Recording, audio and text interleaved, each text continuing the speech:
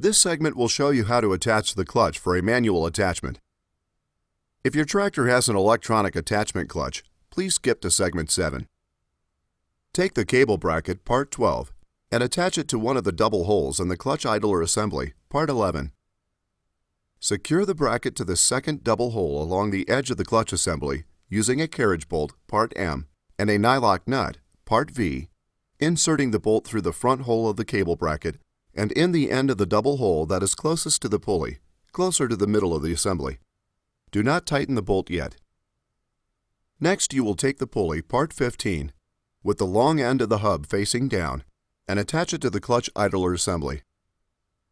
Take a hex bolt, part A, and insert it up from underneath the assembly through the bolt hole in the corner. Then place on the bolt first a spacer, part HH, then add the pulley with the long end of the hub pointing down. Then, on top of the pulley, place on the bolt first a washer, part Q, then a lock washer, part T, and secure it with a hex lock nut, part U.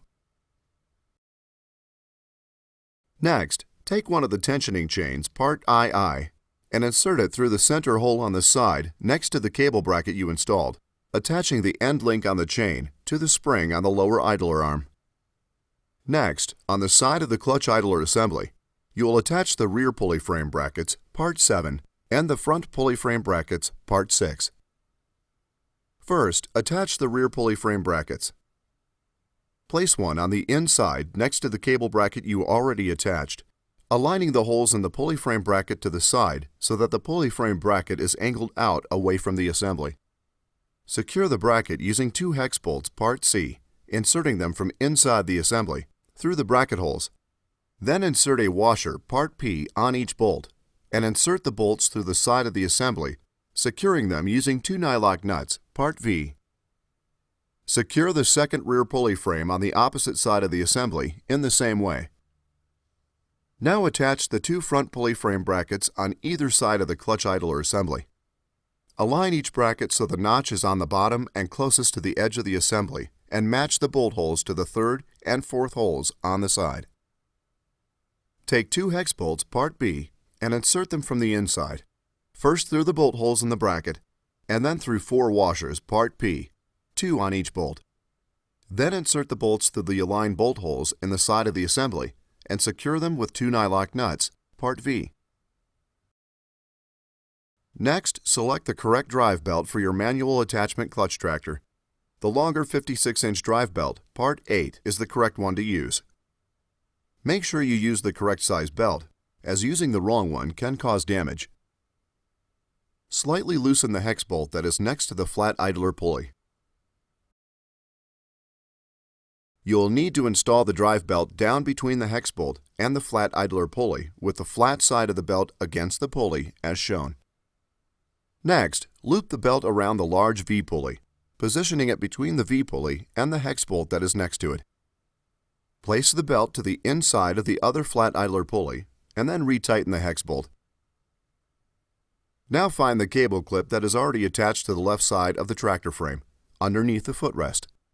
You can open the clip to remove the mower clutch cable, but do not remove the clip from the tractor frame. Then make sure that the attachment clutch lever on the dash panel is in the disengaged position. Next, place the clutch idler assembly on the floor on the left side of the tractor.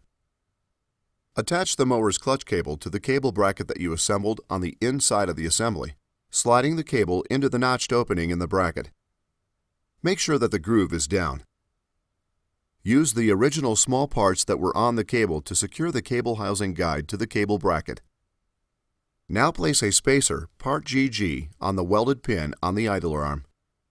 Then hook the end of the clutch cable spring over the pin, securing it by first placing a washer, part O, and then a hairpin cotter, part AA, on the end.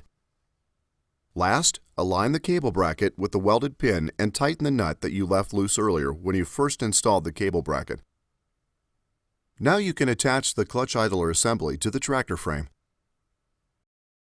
Hook the notched rear pulley frame brackets onto the 2 shoulder bolts that you assembled to the outside of the tractor frame.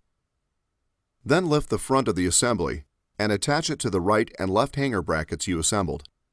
Use 2 pivot lock pins, part DD, securing them with hairpin cotters, part CC on the end. Next, you will loosely attach the mower clutch cable to the left side of the tractor frame using one of the nylon ties. But do not pull the nylon tie completely tight, because it's possible you may need to remove the nylon tie later when you are using the mower deck. Now assemble the drive belt onto the engine pulley, routing the belt through the engine pulley belt keepers. Note that you might need to remove the belt from the larger pulley on the clutch idler assembly first in order to assemble it onto the engine pulley. If so, when you reassemble the belt back onto the larger pulley, make sure the belt is back between the large pulley and the hex bolt next to it.